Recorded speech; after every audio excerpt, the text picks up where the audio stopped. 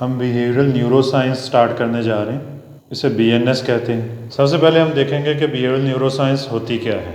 آپ کو یہ تو پتہ ہوگا کہ نیورو کا ورڈ ذہن کے لیے، دماغ کے لیے استعمال ہوتا ہے، اور کارڈک یا کارڈیولوجی یہ ہارٹ کے لیے استعمال ہوتا ہے۔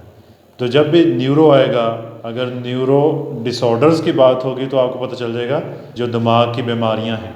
اچھا، ایک اور فرق بھی آپ کو پتہ ہونا چاہیے، what is difference between brain and mind, یہ بھی آپ کو علم ہونا چاہیے۔ برین کیا ہے اور ذہن کیا ہے، مائنڈ کیا ہے۔ برین دماغ کو کہہ دیتے ہیں، اور ذہن اس کے اندر جو سوچیں چل رہی ہیں، جو ذہنی اعمال کار فرمائیں، جو آپ کی سوچیں ہیں، جو آپ کا فکر ہے، جتنا بھی پروسیس اس کے اندر ہو رہا ہے برین کے اندر۔ برین ٹینجیبل ہے، چھوا جا سکتا ہے، وزن رکھتا ہے، اس کے اندر جو سافٹ ویئر ہے وہ چھوا نہیں جا سکتا، وہ جو ذہنی اعمال ہیں وہ سارے کے سارے مائنڈ ہیں۔ سائیکالوجی ان دونوں کو ڈسکس کرتی ہے، ذہنی اعمال کو ڈسکس کرتی ہے۔ اب ہم نے دیکھنا ہے کہ کسی بھی کردار یا بیہیویئر کی سائنس کیا ہوتی، ہم نے یہ چیز دیکھنی ہے، کسی بھی بیہیویئر، کسی بھی کردار کی سائنس کیا ہوتی۔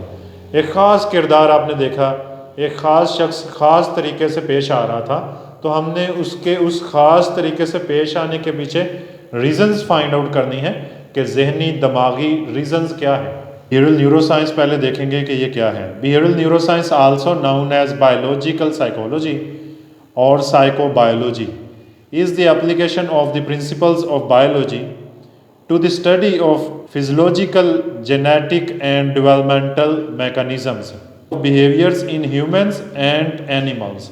جانوروں اور انسانوں میں کون سا میکانزم ہے، ان کی میکانیت کیا ہے، وہ بیہیورل نیورو سائنس نے ڈیل کرنی ہوتی ہے۔ BNS یا بیہیورل نیورو سائنس کو بایولوجیکل سائیکالوجی بھی کہتے ہیں، اور اسے سائیکو بایولوجی بھی کہتے ہیں۔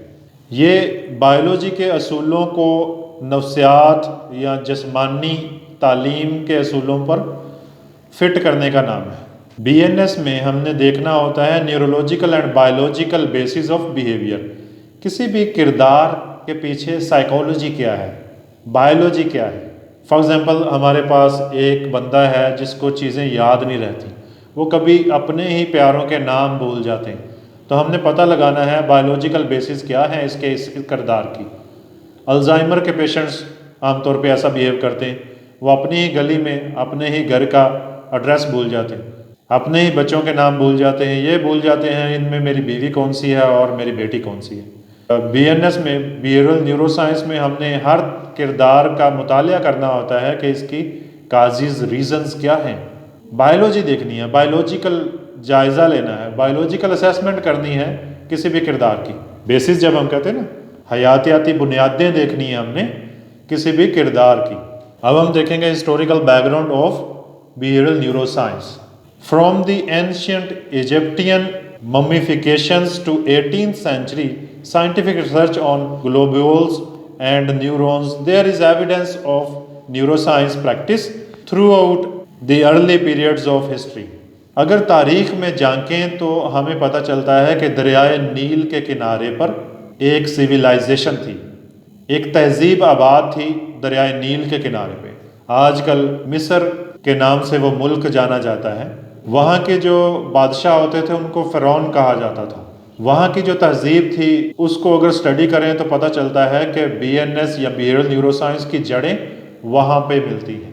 یہ بات ہے 3100 سال قبل مسیح، یہ حضرت عیسیٰ علیہ السلام سے 3100 سال پہلے کی بات ہے۔ غالباً 5000 سال تک وہ لوگ ممیز بناتے رہے۔ ممیز یا ممیفیکیشن کیا ہوتی ہے کہ وہ اپنے مردوں کو، اپنے جانور مردوں کو اور اپنے انسان مردوں کو ممی کی شکل میں محفوظ کر لیتے تھے، حنوط کر لیتے تھے، اسے ایسے کیمیکلز لگا کر وہ حنوط کر لیتے تھے۔ آپ ذرا غور کریں، اس قدر پرانا زمانہ ہے اور ٹیکنالوجی یا حنوط کرنے کی صلاحیت ہے ان میں کہ وہ طرح طرح کے کیمیکلز، جڑی بوٹیوں سے کی مدد سے حنوط کرتے تھے، چیزوں کو سیو کر لیتے تھے۔ تو اس دوران میں وہ کرتے کیا تھے، وہ مردے کا جو دماغ ہوتا تھا اسے باہر نکالتے تھے، ایک راڈ کی مدد سے، ایک ہک کی مدد سے وہ دماغ پورے کا پورا باہر نکالتے تھے، ٹھیک ہے۔ لیکن تب اتنی زیادہ کوئی ترقی نہیں ہو چکی تھی کہ ان کو پتہ ہو کہ دماغ کیا کرتا ہے۔ تب سمجھا جاتا تھا کہ سارے کے سارے جو اعمال ہیں وہ دل کنٹرول کرتا ہے. اور ان کا خیال تھا کہ یہ جو مردے ہیں ممیز کی شکل میں ان کو سیو کر لیتے تھے اور ان کو باقاعدہ خوراک دیتے تھے. ان کو لگتا تھا کہ یہ خوراک کھاتے ہیں. The early civilizations lacked adequate means to obtain knowledge about the human brain. تب اس قدر ٹیکنالوجی نہیں تھی کہ ان کو انسانی دماغ کا یا جانور کے دماغ کا علم ہوتا کہ اس میں کیا چیزیں ہیں، یہ کیسے کام کرتا ہے.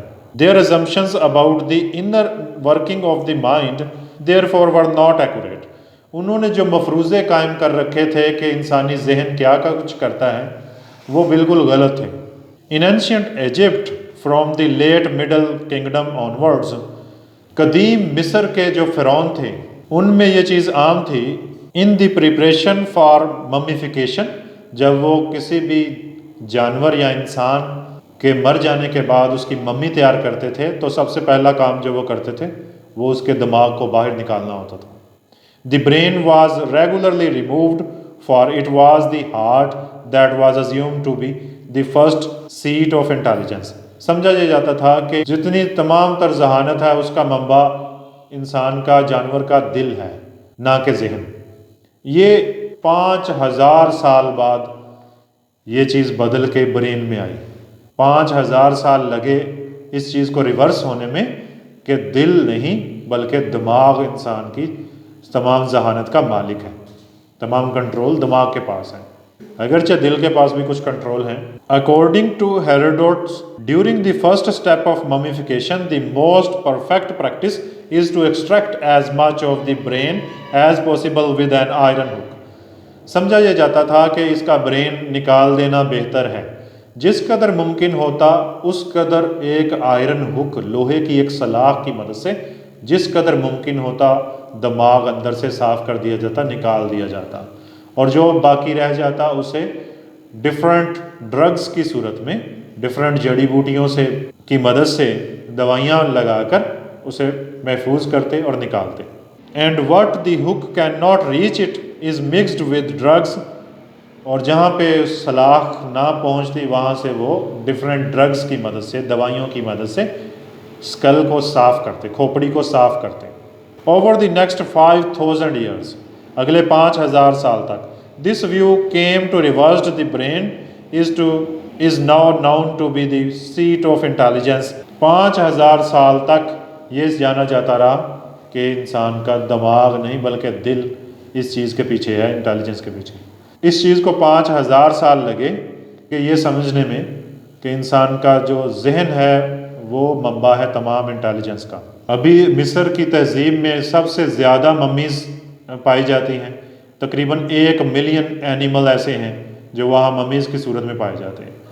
کسی بھی ریاست میں آپ دیکھ سکتے ہیں، ہمارے ہاں بھی دیکھ سکتے ہیں کہ جو لوگ شکار کے شوقین ہوتے ہیں وہ محفوظ کر لیتے ہیں جانور کو حنوط کر کے ایک نشانی کے طور پہ، باقاعدہ اسے اپنے روم میں ڈیکوریٹ کر کے رکھتے ہیں.